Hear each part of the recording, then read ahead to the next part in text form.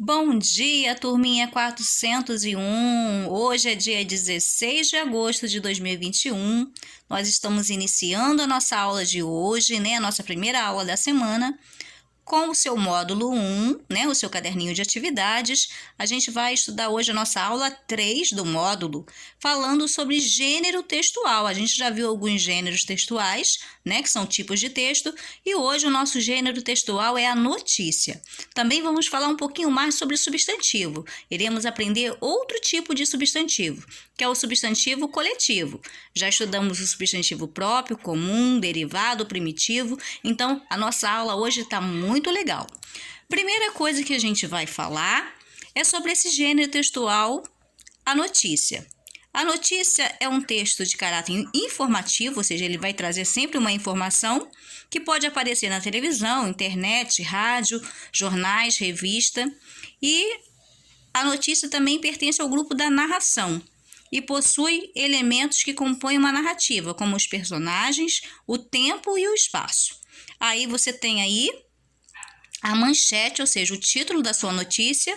Garoto pede livros para montar uma biblioteca pública.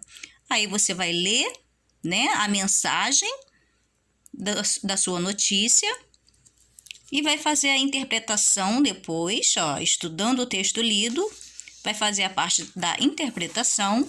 Na página 7, você ainda tem a continuação lá em cima da sua interpretação da mensagem da sua notícia. O exercício 6 é bastante interessante porque você agora vai ser o autor, né, o criador de uma notícia. Aí tá toda a estrutura para você montar a sua notícia. Primeira coisa que você vai ter que escrever vai ser a manchete, o título da sua notícia. Depois você vai vir. O que aconteceu? Você vai informar o que aconteceu nessa notícia que você está escrevendo. Quando foi? Como? Onde? Por quê? Com quem? E o fechamento, né, do texto, a autoria e a data. Você vai aí colocar, né, que a autoria é sua e a data de quando isso aconteceu. Ok? Aí agora a gente vai falar sobre o substantivo coletivo. Né? Substantivo coletivo, a palavrinha coletivo, né, indica coleção. Observe o trecho retirado da notícia. Ricardo bate de porta em porta pedindo livros de doação para montar uma biblioteca. A palavra em destaque, ou seja, biblioteca, é um substantivo coletivo. Mas o que é um substantivo coletivo?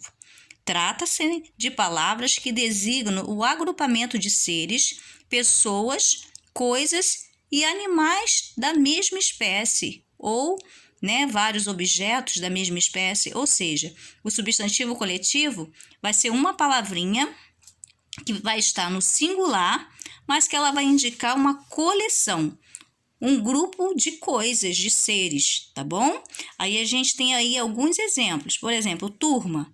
Quando eu falo a palavrinha turma, esse nome turma, ele indica um grupo de alunos pertencente à mesma classe. Banda, que é um grupo de instrumentistas, né? Um grupo de músicos. Time, um grupo de jogadores, né? De futebol, de vôlei, de qualquer outro esporte.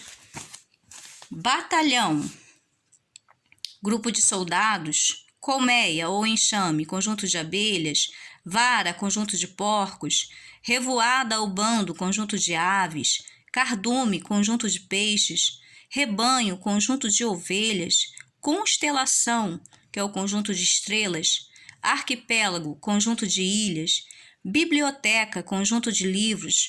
Pilha, conjunto de coisas que são colocadas umas sobre as outras. Molho, conjunto de chaves. Esses são alguns exemplos, mas existem muitos outros coletivos. Por exemplo, matilha. Você sabe qual é o grupo de coisas que significa matilha, o nome matilha? Matilha é um substantivo coletivo que é muitos conjunto de cães, vários cães é uma matilha. De lobos, alcateia, tá bom? Então, aí tem a parte agora dos exercícios que você irá fazer direitinho para sua professora aqui, tá bom? Qualquer dúvida pode chamar a tia lá no grupo. E depois, ainda na página 8, nós temos um treino ortográfico. Palavras com 2 S's e o S com som de Z. A letrinha S pode imitar o som do Z. Você sabia disso?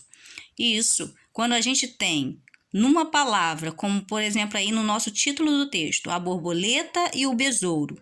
Se reparem aí que a palavra besouro, a gente tem um S cercado por duas vogais, pela vogal E e O, e nesse caso, quando o S está cercado por duas vogais, está no meio de duas vogais, ele imita o som do Z. Ah, professora, mas se eu precisar que o S tenha som de S mesmo e ele esteja entre duas vogais, o que eu faço? Aí você pede reforço.